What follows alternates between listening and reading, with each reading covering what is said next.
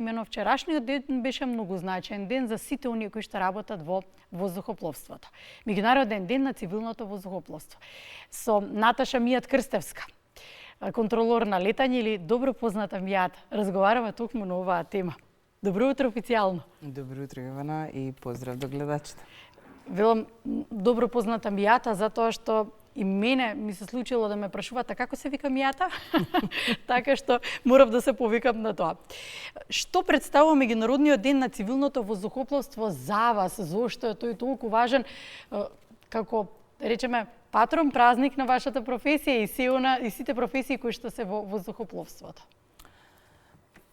Таа е една традиција ние која што ја прославуваме, нели? Меѓутоа, како што велиш, патрон ден е поставен во 1996 година, токму од страна на Организацијата за Обединети нации, со цел да се означи нашата меѓународна организација за цивилно воздухопловство, ИКАО, International Civil Aviation Organization, која што е мајка на цивилното воздухопловство. И зошто е тоа битно? Затоа што поставува една униформираност, едно единство на небото низ целиот свет. Значи, правилата кои што се случуваат кога ќе полеташ, за разлика од границите, нели, географските поделби кои што ги имаме на земја, на небото тоа не се случува. Значи, тргнуваш од точка А до точка Б, и ако те, нели, превзема различна контрола на летање од различна држава,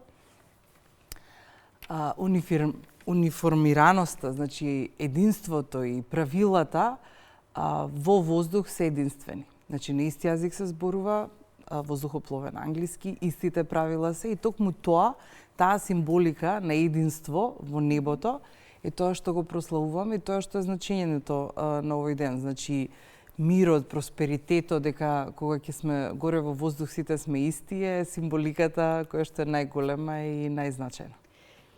Какво значење има денот за нас, за нашето општество? Ве прашувам во контекст на тоа дека многу малку се зборува за вашите професии, професиите од воздухопловство. Тоа е потребата е многу голема да ги представиме сите можности кои што ги има од и кој ќе ве наследи потоа.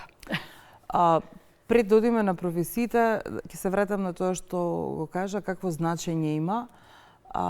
Воздухопловството е символ на слобода, е символ на економски раст, символ на социјална поврзаност, особено што ние имаме голема диаспора, например, за нас како македонско население големо значение има. Потоа, просперитет, например, пак ќе кажам, ние сме и дел од ИКАО организација, меѓутоа сме благословени што сме дел од Европскиот регион кој што е најразвиен воздухопловно. И при тоа мора да ги не само спроведеме и имплементираме правилата на ИКАО, меѓународната организација, туку и на Юроконтрол и на Европската унија, што за нас значи зголемен развиток. Сега ќе се вратам на вториот дел. Голема мисија и голем предизвик да се стимулираат младите во нашето општество, да се направи интерес и зголемување околу воздухопловните професии и науки. Има повеќе фактори кои што нели се причина зошто е тоа така. Една е од тоа што воздухопловството бара голема доза на одговорност. Младите генерации се помалку сакаат да имаат одговорност. Сакаат сите јутјубери да се лесни пари да има и така натака. Значи, воздухопловството е многу наградувачки финансиски, многу сатисфакција дава, меѓутоа бара одговорност, бара трезвеност, бара бистар ум и така натака, затоа што се работи за без разлика кој сегмент го работиш, и passenger handling да си на аеродром и се, значи бара една будност и куфери да превезуваш, нели, од авион до терминал, да не зборувам за кабински екипаж, за пилоти, за контролери на летање или било кој дел од АТМ системот. Значи, будност, одговорност е тоа што е пред се и потоа, нели, природни предиспозиции и така натака. Меѓутоа, јас сум исто дел од една организација, односно Сдружение Наше Авикон, кое што токму таа ни е мисијата, да го зголемиме интересот кај младите, но и да ги разбиеме тие ни табуа дека е таа многу абстрактна професија, општо воздухопловството, дека треба само врски да имаш за да се запослиш и така натака. И веруваме дека со изложеност на секоја година на настанот, како што ние Скопје Фер. Да искористиме да го спомнеме. Да, како тој се случува традиционално во октомври. Потоа со практиканство, со изложување на млади ентузијасти, да се поврза со професионалци. Значи, едноставно што вика да му влезе црвот, чивијата да му ја пуштиш да на што помлада возраст, па потоа да ги негуваме. Меѓутоа во право си, ние за многу брзо нашата генерација, јас имам сега 44 години, што се веќе втора половина на работен век во воздухопловство. Значи, според европски некои стандарди, после 55 години ние можете да се пенсионираме. Да, знам дека имате бенефициран стаж. Имаме, меѓутоа, тоа е, сакам да кажам, друга тема. Ние теоретски би можеле, и многу често и работат по тоа. Да, што повеќе млади се уклучат, нели, ќе имаме поголема платера на кандидати да бираме и така натака. Тоа е подобро за квалитетот на воздухопловство во сите сегменти. Многу интересно ги споменуваме младите, како полесен начин барат и се. Ми остана нешто многу интересно. Во октомври месец, кога бевме и на саем, може да го наречеме, во презентирање на сите професии кои што се дел од воздухопловството, како велат, многу се учи тука. Не. Многу бара учење бара цел живот. Но убавината е друга, секоја професија каде што многу бара нешто и жртва и посветеност. Како што велиме, чивијата кога ќе влезе, нема ништо поубаво да си го сакаш тоа што го работиш. Точно, воздухопловството бара учење, не она првично учење како медицина, меѓутоа учење кое што мора да бидеш цело време во развој и во тренд со сите технолошки достигнувања, со сите нови алатки, кои што повторно ќе се вратам на она зашто го прославуваме денот, унифицираност. Значи, ако нашата Mothership организација ИКАО каже од сега сите ќе се користат тој систем или тој софтвер или така натака, мораш да го научиш, мораш да имаш одреден левел на воздухопловен англиски, мораш да имаш одредени знаења, мораш да имаш физичка спрема, бистарумит, повторно ќе кажам.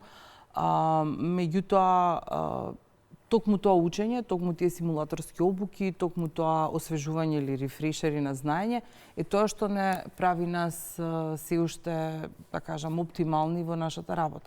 Без разлика дали е, значи, пилотска, контролорска, инженерска. Општо зборуваме сега за сите. Особено авиоинженерите, тие па постојано модули изучуваат и така натака, зашто во авионите, нели, различни иновации се случуваат, различни нови делови и тие мора да се цело време во тренд. Соодветствува прашањето дека новите технологии го менуваат секој сегмент од општеството. Колку имаат влијание и во цивилното воздухопловство? Многу имаат влијание. Ние сме подлегнуваме, значи, многу на тие влијанија од и зависни сме од технолошкиот развој, затоа што е врзани садови. Например, социјалниот раст, low budget компании бараат, нели, дозволуваат што повеќе луѓе да летаат. Повеќе луѓе летаат, има поголем интерес и повеќе летови треба да се спроведат. Воздушното небо е лимитирано, меѓутоа со тие AI, нели, вештачка интелигенција, разни алатки, софтвери, може да се направи оптимизација на воздушен простор и ние сме се, за да може истиот контролор да сработи од 30 летови на час, да сработи 60 летови на час, мора да има зависност од технологија. Значи, како ќе изгледа патничкото искуство за 10 до 20 години од сега? Се уште ќе има контролори на летање? Има контролори на летање. Шегата настрана, но многу е важен човечкиот фактор. Апсолутно, без гајле да си. Да, јас многу верувам на човечкиот фактор, така што контролори на летање ќе има, пилоти ќе има. Добре. Особено ќе има двајца пилоти во кокпит, нели, во кабина, затоа што оптеретувањето пак предизвикува други фактори, нели, ментални нарушувања и сега за да се задржи оптимизацијата на летот мора да се двајца. Мислам дека и во контролорството ќе биде се помалку single man operations, секогаш ќе има двајца во пар за да се држат, да се будрат. И тоа ќе биде од некој ниво нагоре. Во долните нивоа спреми се, ќе биде. И па секако што нели доле Тесла те носи, Hello Тесла, однеси ме наваму натаму. Мислам дека така ќе биде во пониските левели. Ќе мора да се снајдеме. Да, веќе ќе И да се привикнеме. Да, беспилотни летала ќе работат, дистрибуција, па и кратки летови. И чекирањата ќе бидат самостални, се повеќе, да. Бе во Абу Даби све беше автоматизирано, ни полиција, ни пасош влегуваш во една кабина, сите страни така спреми се. Ќе се подготвам Мијата. Нема време многу да те прашам за музиката, оти целта ни беше друга за гостувањето. Добро. Да, и убавината беше да зборуваме токму за твојата професија, токму за убавините на професиите кои што се дел од воздухопловството. Се надевам дека и овој разговор некако поттикна на таа тема да можеби да размислуваат и помладите. Има една песна која што како и да се чувствувам, секогаш ми го подкрива расположението. Песната "Верувам во себе". Добро, како успеа таа песна да е толку многу актуелна? Кога е напишана? Кога? Многу е одамна? Таа песна е издадена 2007. Така, добро. Мислам, Не да, можев да се 2007 во април, да. Беше создадена нешто порано, меѓутоа, мислам 2 години порано. Сега ќе имаме можност да ја слушнеме да. Во студио кај Валентино 2007.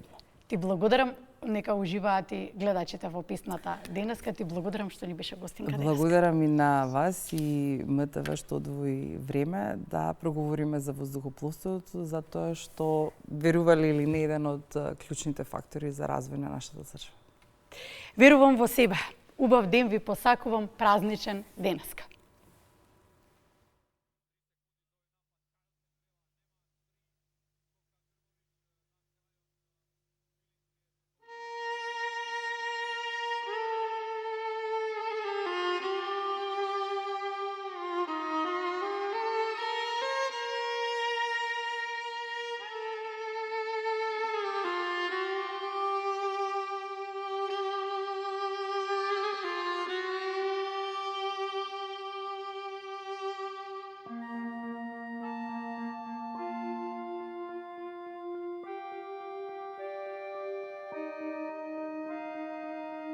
Прашувам зошто живеам, тоа што сум тука не е случајно, ја знам, затоа смело сега тргнувам, патувам зад себе, трага оставам.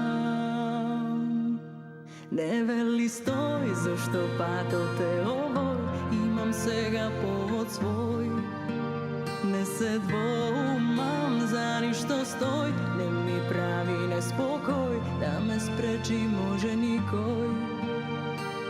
Верувам во себе.